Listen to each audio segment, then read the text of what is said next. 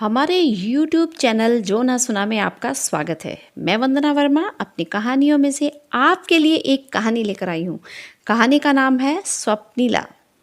आज सुबह अनुपमा जैसे ही अखबार पढ़ने लगी तो उसकी नज़रें बड़े बड़े हेडिंग्स पर ठहर सी गई।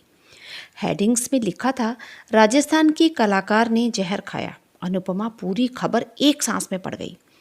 कलाकार का नाम स्वप्नीला था। स्वप्नीला वही कलाकार थी जिसका अनुपमा ने 5 साल पहले एक टीवी चैनल में काम करने के दौरान इंटरव्यू लिया था। यह एक वार्ता थी जिसका विषय राजस्थानी कल्चर था। इस वार्ता में एक विश्वविद्यालय से समाजशास्त्र विभाग और राजस्थानी कल्चर विभाग के प्राध्यापक के साथ साथ एक राजस्थानी कलाकार को भी बुलाया गया था। अनुपमा को आज भी याद है उसका सुंदर सा चेहरा, गोरा रंग, बड़ी बड़ी आंखें। सुंदरता के साथ साथ आत्मविश्वास से भरपूर था उसका व्यक्तित्व। वह शॉर्ट स्कर्ट और टॉप में बहुत आकर्षक लग रही थी। वह स्टूडियो में बड़े ही आत्मविश्वास के साथ अंदर आई और बैठ गई। कुछ देर बाद वार्ता शुरू हो गई। वो पूरी वार्ता के दौरान सजग रही। बड़े ही सटीक और सुलझे हुए जवाब दे रही थी वो। पहली ही मुलाकात में अनुपमा को वो बहुत अच्छी लगी। उसने बताया था कि 14 साल की उम्र से ही वो काम करने लग गई थी। वह 500 से अधिक राजस्थानी गाने गा चुकी थी और करीब 500 म्यूजिक एल्बम में काम कर चुकी थी। कुछ जाने माने प्रोडक्ट्स की गुडविल एम्बेसडर थी। अनुपमा को हैरानी हो रही थी कि ऐसी क्या वजह रही होगी कि इतनी होनहार कलाकार को आत्महत्या करने जैसा कदम उठाना पड़ा। इस इंटरव्यू के बाद अनुपमा का उससे कोई संपर्क नहीं रहा था। कभी कभार टीवी पर उसका कोई गाना चल रहा होता तो वो देख लेती थी। अनुपमा ने बाकी खबरों को सरसरी तौर पर पढ़ा।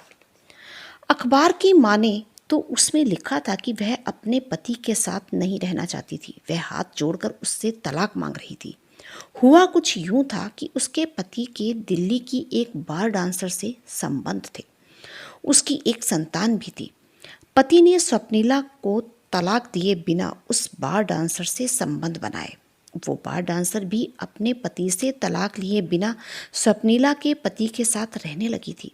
अब दोनों में अनबन चल रही थी और वो दोनों स्वप्नीला को तंग करने लगे थे। वो फ़ोन पर स्वप्नीला को धमकियां देने लगे। बार डांसर का मकसद उसकी प्रॉपर्टी हड़पना था। स्वप्नीला की मुलाकात संदीप से मॉडलिंग के चलते 7-8 साल पहले हुई थी। दोनों में नज़दीकियां बढ़ने लगी और उसने शादी कर ली। संदीप से अनबन के कारण वह 5-6 साल बाद ही अपने मायके आकर रहने लगी। कुछ समय तक ठीक चला, परंतु 2 साल बाद उसके पति ने मिलने आना भी बंद कर दिया। स्वप्नीला को संदीप के दोस्त ने ही बताया था कि संदीप दिल्ली में किसी बार डांसर से मिलने जाता है। उसका मेलजोल बढ़ रहा है। उसको समझते देर नहीं लगी कि जरूर संदीप उसी बार डांसर से दोस्ती के कारण ही उससे संपर्क नहीं रखना चाहता। संदीप का बार डांसर से मेलजोल बढ़ता जा रहा था। ऐसा नहीं था कि स्वप्नीला को इस बात का पता नहीं था, लेकिन वो चाहकर भी कुछ नहीं कर सकती थी। संदीप को समझाना मुश्किल नहीं, नामुमकिन था। उसको अंदेशा हो गया था कि अब संदीप उसके पास नहीं आएगा।